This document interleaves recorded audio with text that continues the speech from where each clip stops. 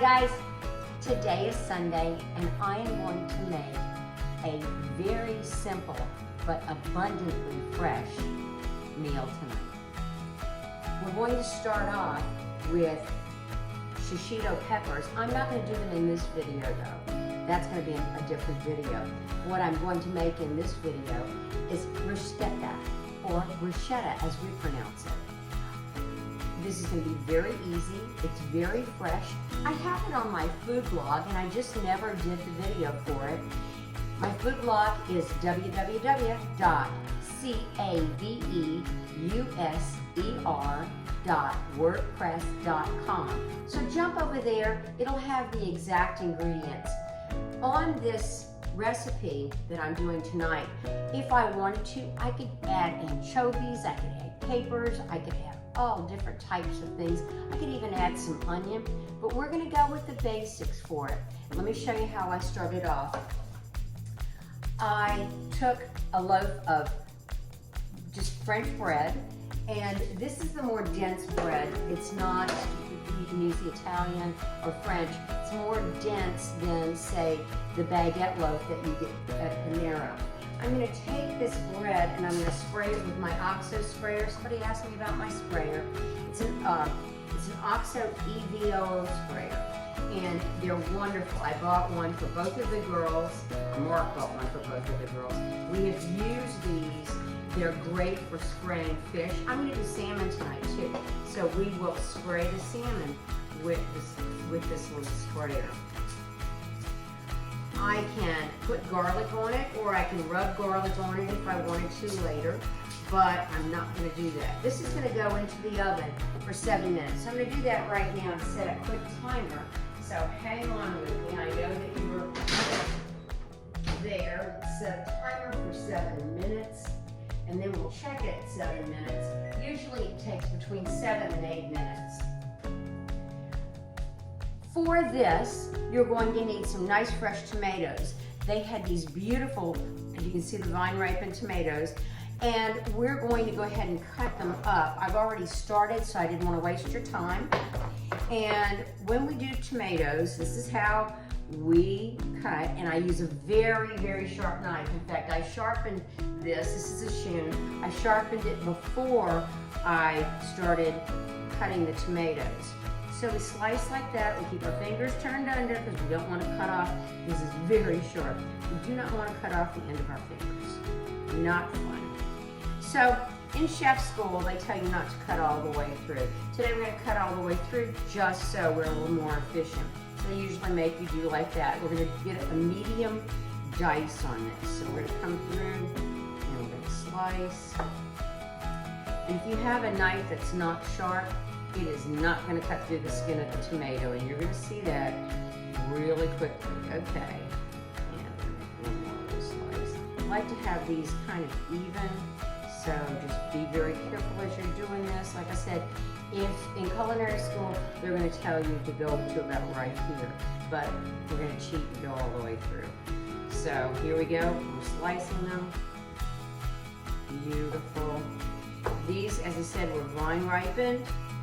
And you want to have a nice ripe tomatoes. So we're still at the end of summer here, and the tomatoes are still nice. When you hit winter, you're going to have tomatoes that just don't have that beautiful flavor. That means if you want to make this, make it now before the tomatoes are out of season. And I'm going to go ahead and put that in there. Today, I'll dress this with balsamic vinegar and olive oil. Now both of these are going to be very good products. I don't want to use something cheap in this. I want the flavors to be bold, and I want that pop. I've got garlic, of course I've got garlic, and I use this to peel it, but I'm going to show you what I'm going to do here. I hit it, and what happens, my Apple Watch always goes, "Did you fall?" No, I didn't. And then this way, by doing this, it allows you to peel the garlic a little bit more efficiently in this. So I take this and I roll it in this little piece of equipment. I'm not going to do it because I've already done it, and I'm going to put that over there. I did about 5 cloves of garlic. You know, I have this thing about garlic. So if you don't like as much garlic, back off. The other thing you can do is do a roasted garlic. So it would not be as strong. Roasted garlic is sweet, really, really nice. I'm gonna pick up the garlic, but I'm not gonna pick it up with the side that I just sharpened. I'm gonna pick it up with the back side. You never want to scrape or pick up food with the front side because you are, the blade side, because you are going to dull the knife. I was chastised. I did it once when I was teaching cooking at Williams-Sonoma, and the woman that was selling the knives goes, "Don't ever do that." And so anyway, I am very careful about picking it up, picking anything up with the back side of the knife, or you can use a scraper and you can get those separately, but this will work. The next thing I want to add is Kalamata olives. There is a big difference between the canned olives that you just, you buy at the store and Kalamata olives. These have such an intense flavor that it pops. So what I want to do is I want to use about a half a cup of these Kalamata olives. I'm cheating. I cheat a lot on some of this stuff. I don't want to pit them, so I buy them already pitted and cut in half. So I'm going to go ahead and put this in here. These little prep bowls are great. They're really bowls for guacamole and things for Mexican food, but I find it perfect for just my ingredients. So, anyway, you can find those at the H-E-B, and most of the stuff that we have you can find at the H-E-B. The basil that I'm using, I got from the garden. My basil has gone to seed, most of it, but I've been working diligently on trying to make sure that I can propagate more during the fall season. So, this is what it looks like. A lot of it, I go out every day and I cut the tops off, which I've been doing all this morning and yesterday. So this part, what I'm going to do is I'm going to take these leaves off, and I am going to use here it is. So I use this little vase that Chelsea bought me, and what you do is fill it with just regular tap water, and you drop the the plant that you want to root in it. You don't even need rooter. And in a few days, you'll see little roots coming out of that. But you want to make sure that the leaves, and I have a few in there, your leaves are not in there. So we'll clean off the leaves, we'll just have the top. It works great, and you can find it online. Now, I have about it's going to be about a cup and a half of basil, just a bunch like this.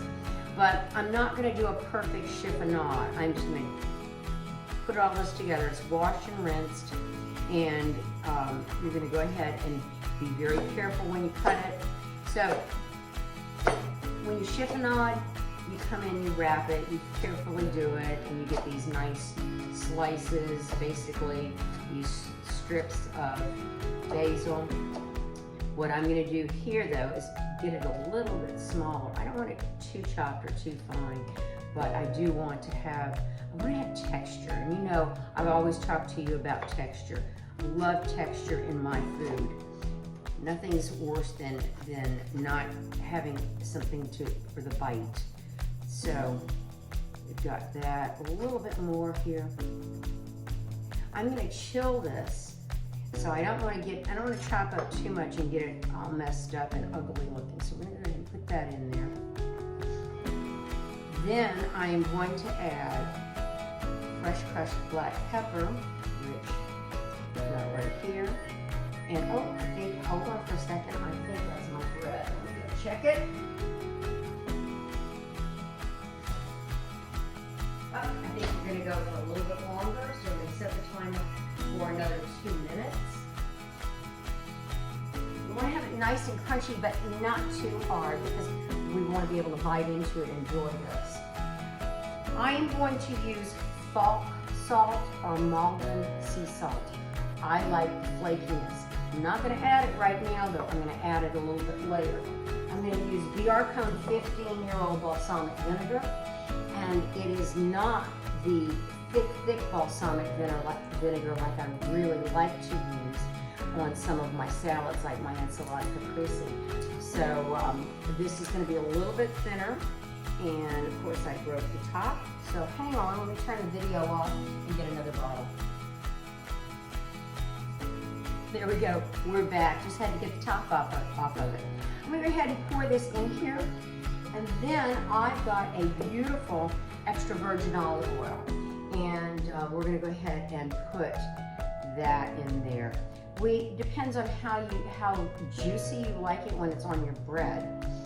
So let's give this a little bit of a toss here. Oh, that's gorgeous. Nothing as fresh as this little appetizer. It really is beautiful to serve. What you would do is set out different bowls, and then you have everybody go ahead and make their own. So everybody's participating, everybody's doing it. Let's see if we've got enough. Need a little bit more balsamic vinegar. And you can tell by the taste, and that we need a little bit more olive oil.